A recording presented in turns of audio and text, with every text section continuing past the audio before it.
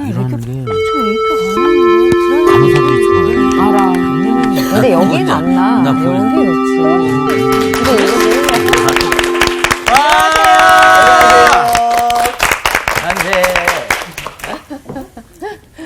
안녕하세요. 안녕하세요. 네, 안녕하세요.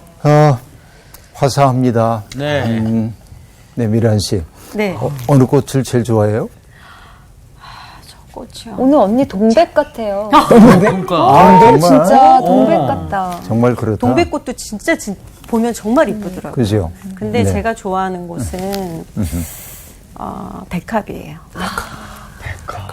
백합이 저는 정말 안개꽃이요. 안 물어봤습니다. 내가 그럴 줄 알았어. 왠지 지금 그럴 거라는 생각이 들었어요. 왜요? 왜요? 아니, 상훈 씨가 늘 엉뚱하니까 좀. 네. 아니 저는 2인자의 역할은 제대로 하거든요. 근데 그러니까. 1인자 감은 아닌 거 알고 있기 때문에 옆에서 늘 1인자를 받쳐주는 받쳐주는. 안개꽃 같은 멋지다. 그럼 저는 장미해야 되겠네요. 그래? 제가 1인자 해서 그러니까. 안개꽃 좀 덮으라고. 그래. 네. 뭐 엉뚱하게 꽃 얘기를 했는데 네. 봄에 피어나는 꽃 가운데 순백의 꽃 있죠.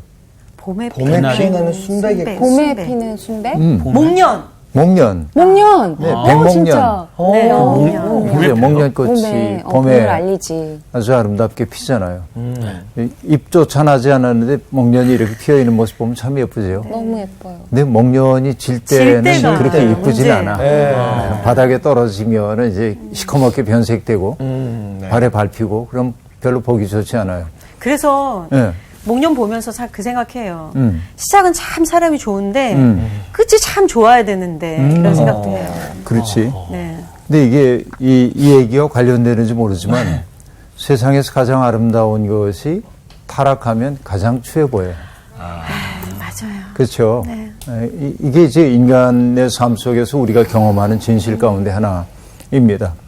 예를 들면 기독교는 얼마나 아름다운 네. 종교예요. 그래서 종교로 얘기하자면. 그런데 이 기독교가 본래 가야 할 방향으로 가지 못하고 맞아요. 엉뚱한 길로 간다고 한다면 세상 사람들이 보기에는 아주 추하게 보일 수도 있거든요. 또 우리가 두렵고 떨림으로 그것을 늘 생각을 해야 합니다. 맞아요. 그런데 한 나라 혹은 한 종교가 타락하고 왜곡되는 까닭은 그 나라의 백성들이 나빴기 때문이라기보다는 혹은 그 종교의 신자들이 잘못되었기 때문이라기보다는 오히려 그들을 선한 길로 인도해야 하는 지도자들이 그릇된 길로 가기 때문이 아닌가. 그죠? 그렇게 볼 수밖에 없겠죠? 네, 그렇죠. 네. 이것은 성서에서 우리가 일관되게 보는 대목입니다. 예언자들이 주로 하고 있는 이야기가 바로 지도자들의 죄. 종교 지도자든 정치 지도자든 그들의 죄가 백성들의 삶을 얼마나 어렵게 만드는지 그걸 보여주거든요. 네, 네. 오늘 우리가 보려고 하는 본문도 바로 그런 사실을 보여줘요. 네. 오늘 수업 스파냐 5강 예루살렘의 죄악. 스파냐 3장 1절부터 7절입니다. 폐역하고 더러운 곳 포악한 그 성읍이 화 있을진저 그가 명령을 듣지 아니하며 교훈을 받지 아니하며 여호와를 의뢰하지 아니하며 자기 하나님에게 가까이 나아가지 아니하였도다. 그 가운데 방백들은 부르짖는 사자요. 그의 재판장들은 이튿날까지 남겨두는 것이 없는 저녁 일이요. 그의 선지자들은 경솔하고 간사한 사람들이요. 그의 제사장들은 성소를 더럽히고 율법을 범하였도다. 그 가운데 계시는 여호와는 의로우사 불의를 행하지 아니하시고 아침마다 빠짐없이 자기의 공의를 비추시거늘 불의한 자는 수치를 알지 못하는도다. 내가 여러 나라를 끊어버렸으므로 그들의 망대가 파괴되었고 내가 그들의 거리를 비게 하여 지나가는 자가 없게 하였으므로 그들의 모든 성읍이 황폐하며 사람이 없으며 거주할 자가 없게 되었느니라. 내가 이르기를 너는 오직 나를 경외하고 교훈을 받으라. 그리하면 내가 형벌을 내리기로 정하기는 하였지만 너의 거처가 끊어지지 아니하리라 하였으나 그들이 부지런히 그들의 모든 행위를 더럽게 하였느니라. 네, 참 가슴 아픈 이야기가 오늘 본문에 등장하고 있는데요. 네. 여기 보면 패역하고 더러운 곳, 그러죠. 어디예요? 예루살렘이요. 예루살렘. 네, 예루살렘입니다. 예. 여기 보면 위에 답이 있었구나. 예루살렘이 받을 형벌과 보호 이런 소제목이 있으니까. 네. 어쨌든 패역하고 더러운 곳. 근데 이 말이 참 슬픕니다. 네. 왜냐하면 예루살렘은 거룩한 도성이라고 일컬어졌잖아요. 네. 하나님의 성전이 있었고, 그래서 사람들은 하나님의 성전을 향해 순례자로 사는 것을 꿈처럼 여겼고, 예. 그러니까 거긴 가장 아름다운 곳이어야 합니다. 가장 거룩한 곳이어야 합니다. 그곳에 가면 내가 받아들여지고 있다는 사실을 느끼면서 세상에서 사는 동안 입었던 마음의 상처들이 다 어루만져지고 내 마음속에 생겨났던 얼음 같은 것들이 녹아내려서 봄의 사람이 되도록 새로운 생명이 내 속에서 움터나오도록 하는 도시여야 하죠. 그렇죠? 네. 이게 예루살렘입니다. 교회도 역시 마찬가지이겠죠. 교회도 그런 공간이어야만 합니다. 근데 여러분, 교회 온 사람들이 예배를 드리는 기쁨을 누리지 못한다면, 그곳에서 하나님의 아름다우심과 현존 앞에 서는 경험을 하지 못한다면 교회는 상당히 문제가 있다고 봐야 하겠죠. 저는 베네딕토 성인의 이야기를 매우 좋아하는데 어떤 이야기냐면 이 베네딕토라고 하는 성인이 로마의 귀족 출신인데요. 로마의 귀족들이 누리고 있는 향락과 사치스러운 삶이 너무 안 좋아 보여서 나는 맑게 순수하게 살아야겠다 하고 로마에서 어지간히 떨어져 있는 수비아코라고 하는 조그만 마을로 들어갑니다. 그리고 문명과 단절하고 하나님 앞에서 정결한 삶을 살기 위해서 그 수비아코에 있는 동굴 속에 들어가 가지고 기도하고 묵상하고 이러면서 지내요. 그런데 이 동굴에 얽혀 있는 아름다운 이야기가 하나 있습니다. 어떤 여인이 어떤 연고인지는 모르지만 정신이 온전치 못했어요. 그래서 어느 곳을 가든지 이 여인이 막 돌아다니다 옷도 막 찢어지고 상처나고 가족들이 참 슬펐겠죠. 고치려고 백방으로 노력해봤지만 잘 낫지 않았어요. 어쩔 수 없다, 이게 운명이다, 그렇게 생각하는데 어느 날 그 여인이 그렇게 떠돌다가 수비아 교회는 베네딕토의 기도 동굴에 들어와서 하루를 묵었습니다. 그리고 하루를 묵고 일어난 그 다음 날부터 정신이 온전해졌답니다. 나는 이 아름다운 이야기를 들으면서 이 땅의 교회들이 이러면 참 좋겠다. 세상에 사는 동안 마음이 찢기고 상처가 많고 마음의 정처를 찾지 못하던 사람들이 교회에 들어가는 순간 마음이 차분해지고 상처가 치유되고 마음의 통전성이 회복되고 그래서 자신에게 주어져 있는 삶을 아름답게 살아날 수 있으면 참 좋겠다 하는 생각을 하는데 네. 오늘의 교회 현실은 그렇지 못하고 이게 참 가슴 아프게 느껴지는데 이것이 교회로 얘기했지만은 예루살렘이라고 하는 도성의 말에도 똑같이 적용이 되는 이야기이잖아요. 여기 그렇게 얘기를 하고 있습니다. 그 아름다워야 할 도성이 어떻게 패역하고 더러운 곳 이런 말을 들어요. 이게 참 슬픈 현실입니다. 그리고 아름다워야 할 것이 가장 타락했기 때문에 그 성읍에 화가 있다고 말하는 것은 당연한 일처럼 느껴집니다. 그죠? 근데 왜 그곳이 패역하고 더러운 곳이 되었냐면 2절에 4가지가 등장하고 있습니다. 뭐라고 말하냐면 명령을 듣지 아니하며 교훈을 받지 아니하며 여호와를 의뢰하지 아니하며 자기 하나님에게 가까이 나아가지 아니하였도다. 하지 않은 것, 마땅히 해야 할 것을 하지 않은 것 4가지가 열거되고 있죠. 예. 네. 여러분, 우리가 죄를 얘기할 때 여러분이 이 얘기를 많이 들어봤을 거예요. 죄는 2가지가 있어요. 어떤 거냐면 저지른 죄가 있어. 저지른 죄. 하지 말아야 할 것을 한 거예요. 예. 네. 그렇죠. 도둑질 하지 마 그러는 도둑질 했어요. 폭력 쓰지 마 그러는 폭력 썼어요. 그럼 네. 이게 저지른 죄입니다. 그렇죠? 행동을 통해 내가 저지른 거예요.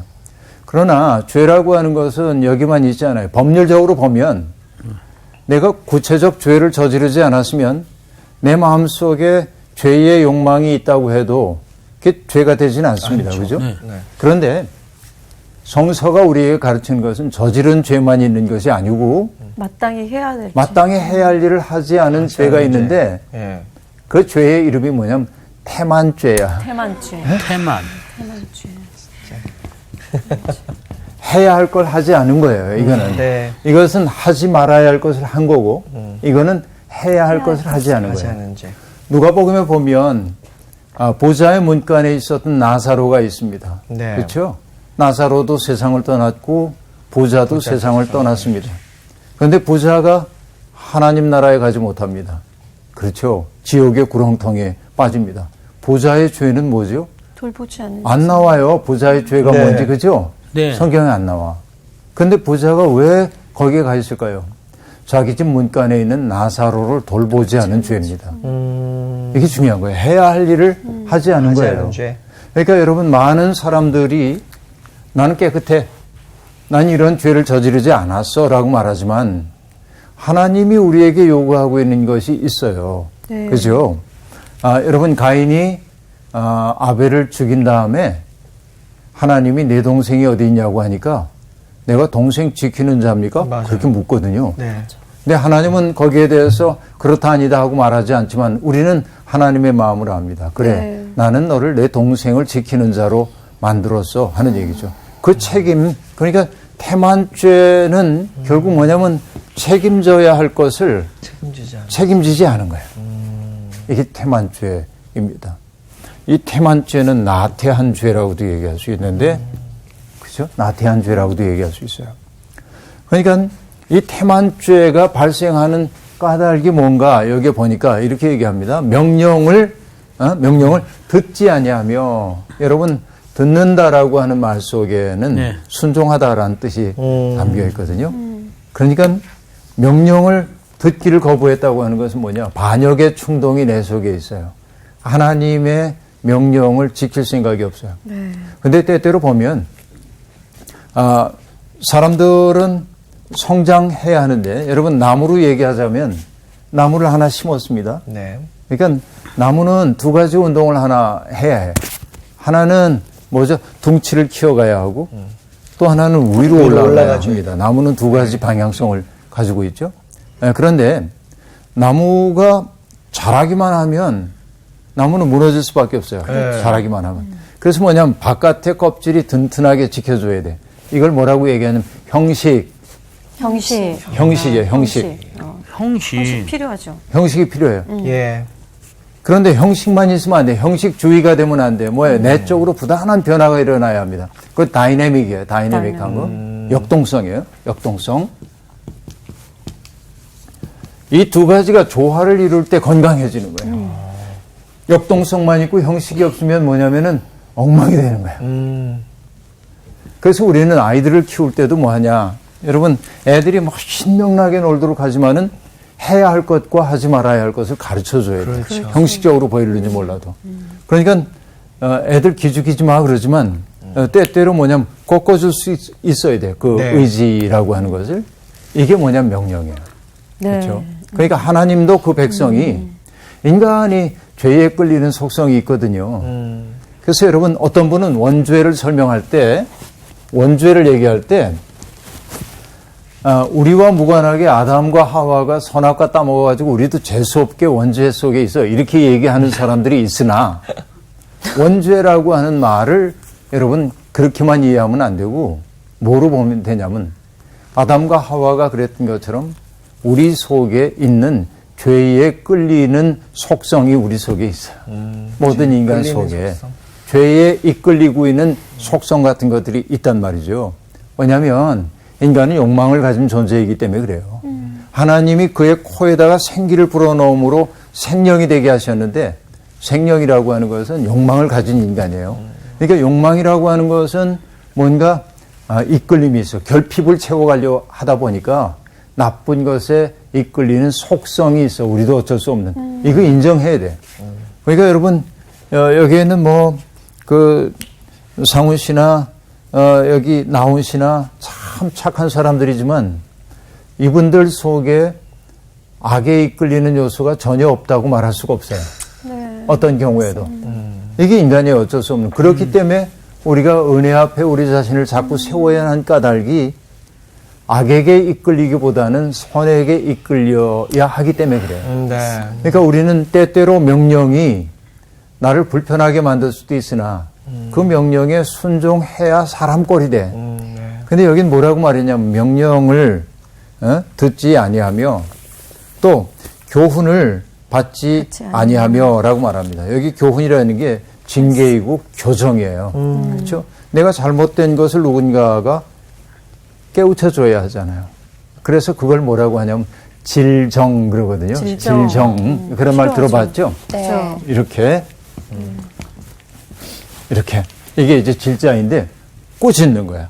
꾸짖어서 바로 잡아주는 거죠. 네. 그래서 우리가 사람은 누구나 잘못을 저지를 수 있습니다. 그렇기 때문에 선생님이 필요한 까닭이 뭐냐면 꾸짖어 주기 때문에 그런 거예요. 그렇게 하면 안 돼 하고 말 안 되든지. 그러니까 이게 뭐냐면 교훈을 받는 거예요. 근데 못난 사람들의 특색은 뭐냐면 남을 꾸짖을 것만 있고 자기는 꾸짖 받을 게 없어. 받지 않아. 이게 못난 사람들의 특색입니다. 그래서 교훈을 받지 않아요. 늘.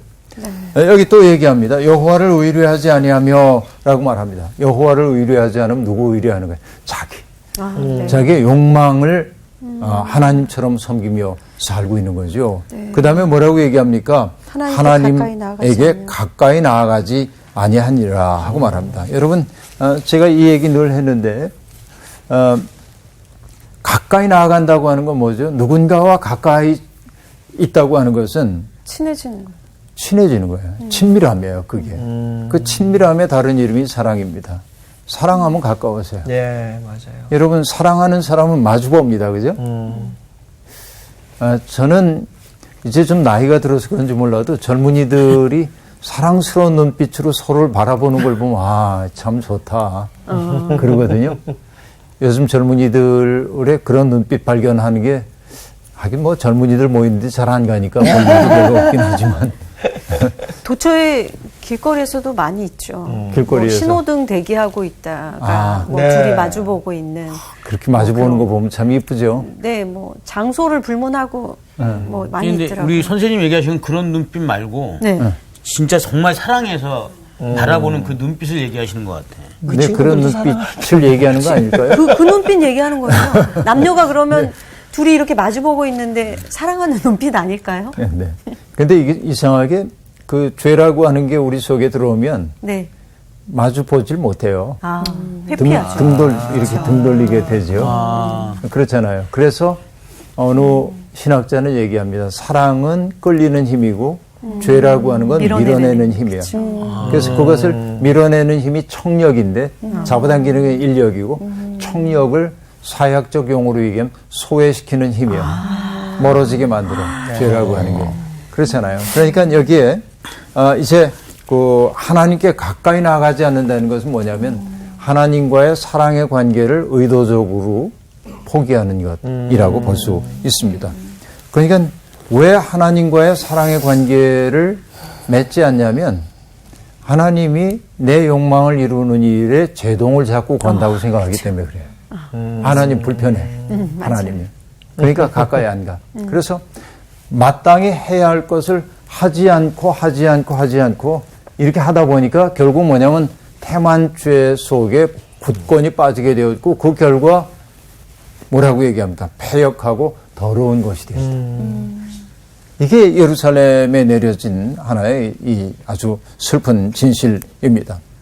그리고 얘기합니다. 3절에 보니까 그 가운데 방백들은 부르짖는 사자요 그의 재판장들은 이튿날까지 남겨두는 것이 없는 저녁일이요 그의 선지자들은 경솔하고 간사한 사람들이요 그의 제사장들은 성소를 더럽히고 율법을 범하였도다. 이게 한 나라의 네. 지도층 인사들을 여기에 다 얘기하고 있는데 방백은 정치 지도자로 봅시다. 그렇죠? 정치 지도자라고 얘기할 수 있어요. 그런데 정치 지도자를 뭐라고 말하고 있어요? 부르짖는 사자예요. 사자다 하고 말합니다. 자, 이게 무엇 때문에 그럴까요? 하나님이 우리에게 어떤 권한 혹은 권력 혹은 권위를 우리에게 위임해 주실 때 여러분 세상의 모든 권력 권한이라는 것은 위임된 권력입니다. 그죠? 네. 자, 옛날에는 사적으로 어떤 갈등이 생기거나 그러면 사람들이 뭘 했어요? 보복 하는 거예요. 받은 만큼 돌려주는 거예요. 보복하는 거죠. 근데 여러분 이 보복이라는 것은 항상 몰라요. 악순환을. 그렇죠. 내 부모를 죽인 원수. 그리고 산에 올라가서 이제 무술을 익히고 내려와서 네. 원수를 처단하고 근데 그 원수의 자식이 또 넌 또 내 원수. 그렇죠. 이게 이제 그 악순환이 이제 벌어지잖아요. 그죠? 그래서 이 순환의 고리를 끊어야 돼, 이렇게. 어떻게 끊을 수 있을까요? 선을 행하면 방법이 없네. 그런 거예요? 그게 뭐냐면 네. 법이에요. 법. 사적인 보복을 못하게 하고 법이 이 사람의 잘못에 대해서 징계를 하는 거예요. 예. 객관적으로. 네. 그러니까 법은 제대로 돼야죠. 제대로 되죠. 공정해야 되죠. 예.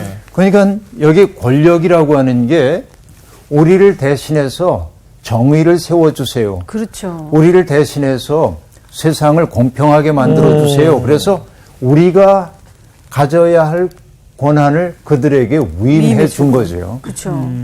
모든 정치 지도자들은 역시 마찬가지입니다. 국회의원이 되었든 대통령이 되었든 누가 되었든지 간에 여러분 우리 선거 때 되면 그분들이 굉장히 겸손하잖아요. 그러니까요.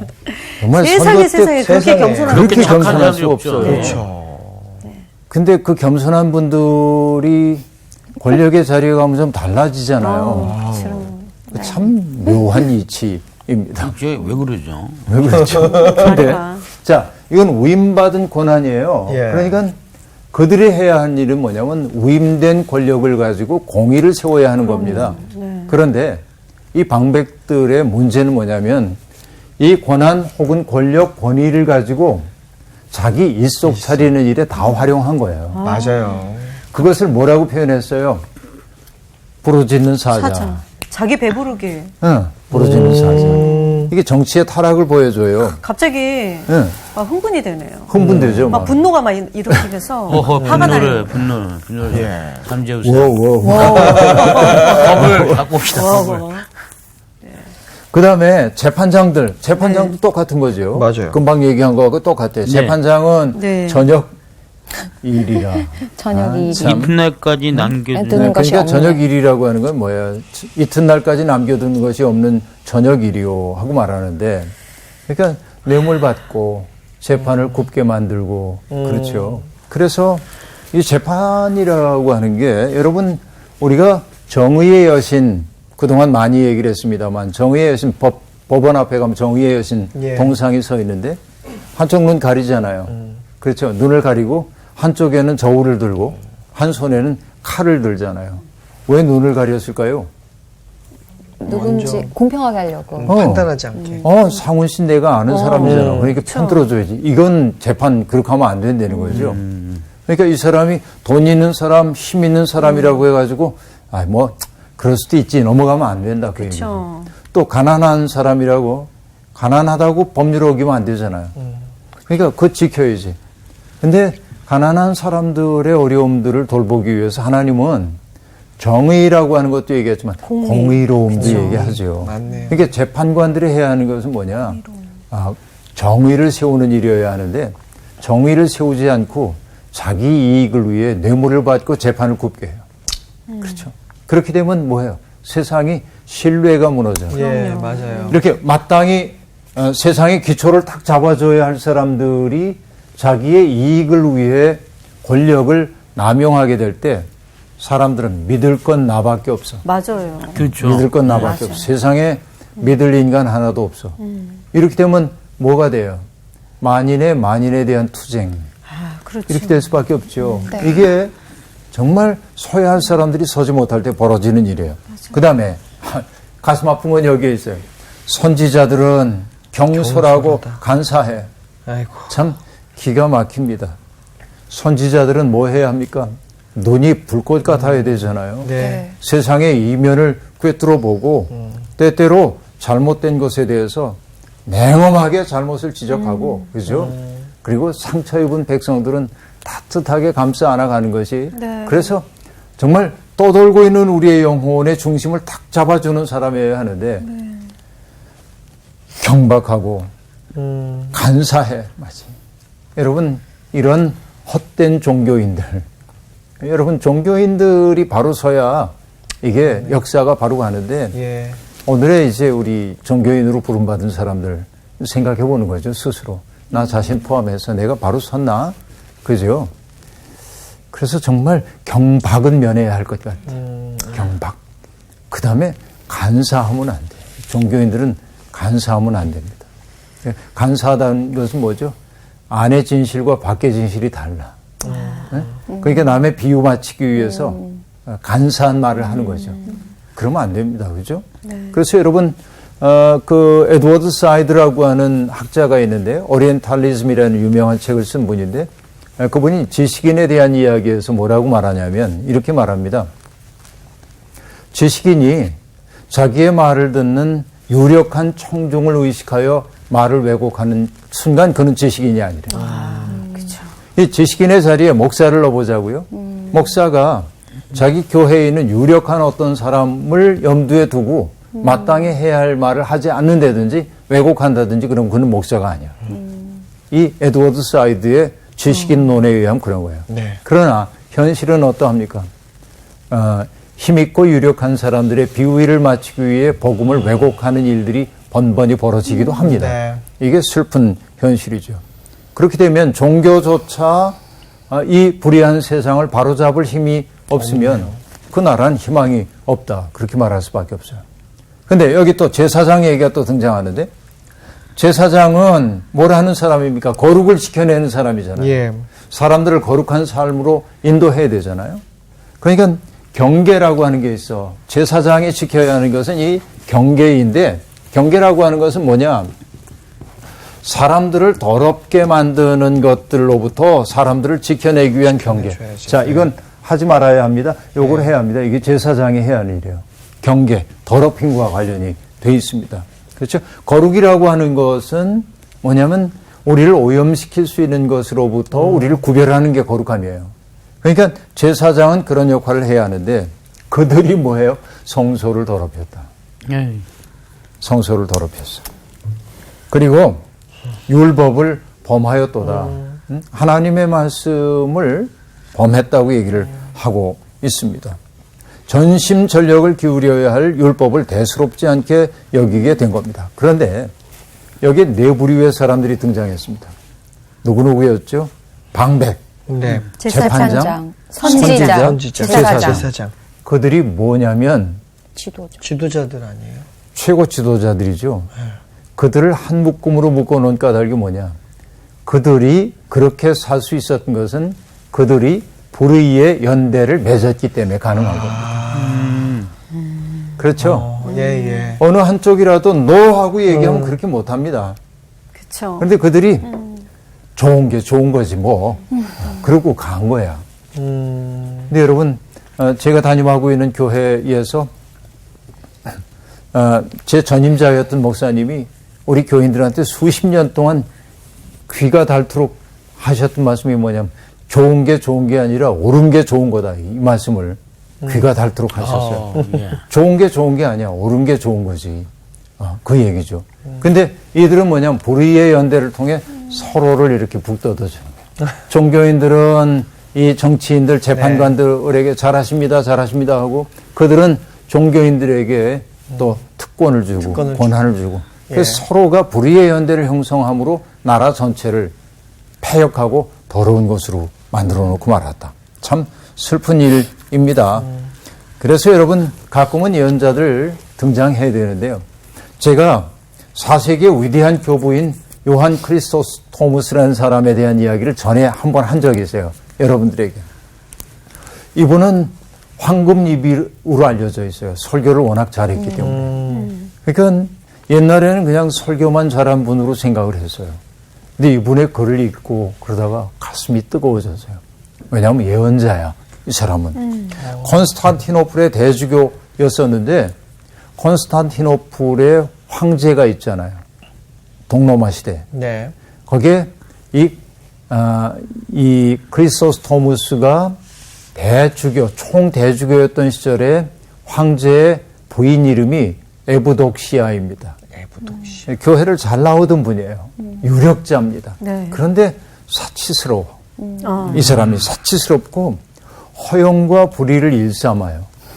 그러자 이 에브독시아에게 크리소스토무스가 편지를 보냅니다. 뭐라고 보내냐면 이렇게 말합니다.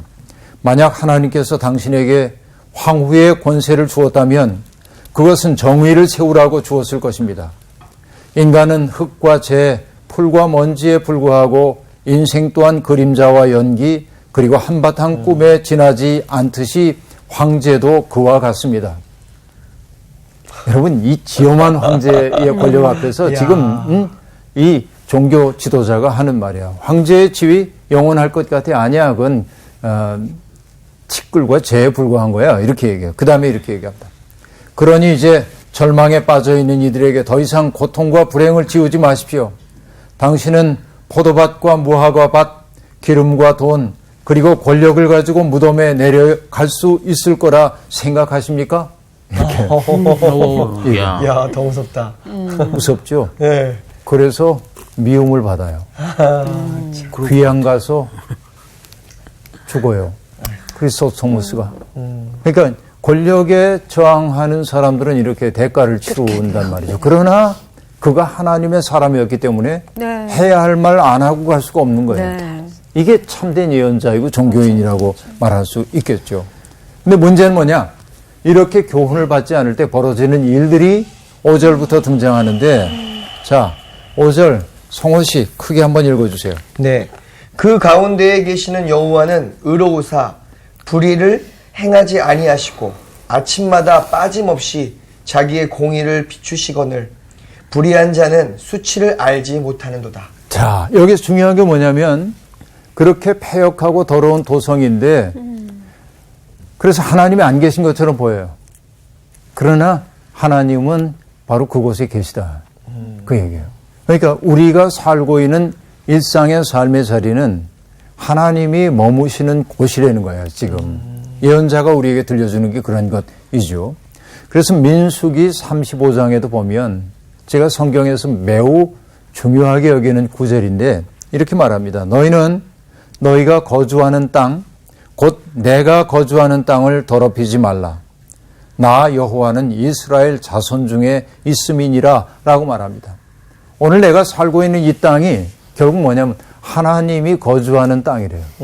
그럼 다시 얘기하면 그 얘기는 뭐예요? 나는 지금 하나님의 현존 앞에 있는 거예요. 네. 우리에게 주어져 있는 일상적인 삶의 그 자리야말로 하나님 앞에 서 있는 자리인 것을 잊지 말고 그럼 내가 하나님 앞에 있다고 한다면 함부로 할 수 없잖아요. 그렇죠. 그렇죠. 이거인데 그 의로우신 하나님이 불의를 행치 않는 하나님이에요. 근데 그 하나님을 섬긴다고 하는 자들이 불의를 일삼고 있는 현실인 거죠. 그렇게 말합니다. 그리고 하나님 말씀하십니다. 아침마다 빠짐없이 공의를 비추시거늘 불의한 자는 수치를 알지 못하는 도다. 여러분 마치 해가 떠오르는 것처럼 하나님은 끝없이 그 땅에 공의의 태양이 떠오르기를 바라고 또 그렇게 역사하고 계신데 이 지도자라는 사람들은 그 하나님의 뜻을 역행하고 있다. 이게 이제 예언자가 보기에 정말 슬픈 일입니다. 그리고 더더욱이 슬픈 것은 뭐냐? 불의한 자들은 수치를 모른다. 네. 이렇게 말합니다. 여러분, 우리가 우리 시대의 문제가 염치를 모른다는 데 있다 하는 생각을 해보는데 사람은 염치가 있어야 사람인데 예. 염치가 너무 없어요. 그런데 수치를 모른다는 것도 참 문제입니다. 인간에게 수치심이라고 하는 건 우리를 함부로 욕망의 강에 떠밀려 가지 않도록 하는 밭고시를 해줘요. 네. 그렇죠? 수치심. 내가 그러면 안 되지. 그렇죠? 남들의 눈을 의식하는 것이기도 하지만 자신의 양심의 법에 따라서 나 자신을 단속할 수 있는 게 수치심인데 네. 문제는 뭐냐면은 자기의 더러움을 알지 못한다 하고 말합니다. 불의한 자의 특색입니다. 그들은 영혼이 무뎌진 사람들이에요. 영혼이 무뎌. 영혼이 무뎌진 것을 여러분 디모데 전서에서 뭐라고 하는지 여러분 아셔요? 자기 양심이 화인을 맞아서 외식함으로 거짓말하는 자들이라. 양심의 화인을 맞아서 뜨거운 그 인두로 지져진 거야. 그 영혼이. 아, 무뎌졌구나. 무뎌졌어. 그래서 수치심을 알지 못하는 거예요. 그래서 공의와 정의를 알지 못한다. 이게 이제 이 시대의 슬픔 가운데 하나입니다. 그래서 말합니다. 내가 여러 나라를 끊어버렸으므로 그들의 망대가 파괴되었고 내가 그들의 거리를 비게 하여 지나는 자가 없게 하였으므로 그들의 모든 성읍이 황폐하며 사람이 없으며 거주할 자가 없게 되었느니라 라고 말하는데 6절은 우리가 앞서 보았던 구절들과 관련이 있는데 그러니까 그렇게 하나님을 등진 백성, 수치를 모르는 백성들을 하나님이 어떻게 했어요? 징계하고 네. 심판했어요. 그들이 높이 세웠던 망대가 무너져 버리게 만들었고요. 그들이 용성하게 사람들이 흥황하게 다니던 거리가 빈 곳이 되었고 짐승들의 거처가 되게 했고 그렇죠. 그 얘기를 하면서 너희도 그 지경이 되고 싶니? 그런 얘기 아니에요. 네. 그리고 7절 나훈 씨 7절 읽어주세요. 내가 이르기를 너는 오직 나를 경외하고 교훈을 받으라. 그리하면 내가 형벌을 내리기로 정하기는 하였지만 너의 거처가 끊어지지 아니하리라 하였으나 그들이 부지런히 그들의 모든 행위를 더럽게 하였느니라. 네, 하나님의 마음 아픔이 느껴지잖아요. 이제는 경외하고 교훈을 좀 받아라. 그러면은 너희의 죄 때문에 내가 형벌을 내리고 정했지만 그러나 내가 마음을 이제 돌이킬 수 있어. 그런데 이런 경고를 사람들이 안 받아. 그래서 뭐라고 말하냐면 그들의 모든 행위를 더럽게 하였느니라. 그런데 앞에 있는 말이 기가 막혀. 부지런히. 정말. 자, 나를 경외하고 교훈을 받으라고 하는 말 속에 담겨있는 의미는 뭡니까? 가난한 사람들에 대한 억압과 수탈을 그치고 약자들의 살 권리를 인정하고 그들을 있는 그대로 존중하라고 하는 말이에요. 네. 근데 양심에 화인 맞은 그들은 하나님의 경고조차 경청하지 않고 자기들의 삶의 관성에 따라 부지런히 악을 행합니다. 그렇죠. 결국 그들의 마침은 멸망일 수밖에 없습니다. 그래서 빌립보서도 얘기합니다. 그런 이들을 가리켜. 그들의 마침은 멸망이요. 그들의 신은 배요. 그의 영광은 그들의 부끄러움에 있고 땅의 일을 생각하는 자라라고 말하고 있습니다. 이 십자가의 원수로 살고 있는 사람들이라고 말할 수 있겠죠. 이게 슬픈 현실입니다. 여러분, 우리나라가 방백, 재판관, 선지자, 제사장들 그들이 불의의 연대를 형성하고 있다면 나라에 희망 없어요. 그래서 그들이 불의의 연대를 하지 못하도록 뭐 해야 되냐면 국민들이 감시하고 그리고 비판하고 요청하고 국민들이 깨어 있어야만 합니다. 그래야 이 땅이 패역하고 더러운 땅이 아니라 맞아요. 하나님이 사시는 땅. 그래서 모든 사람들이 저마다 자기의 몫을 아름답게 살아내는 땅이 될 수 있을 겁니다. 이것이 오늘 기독교인들에게 주어져 있는 도전이요 책임입니다. 맞아요. 네. 오늘 수업 여기서 마칠게요. 고맙습니다.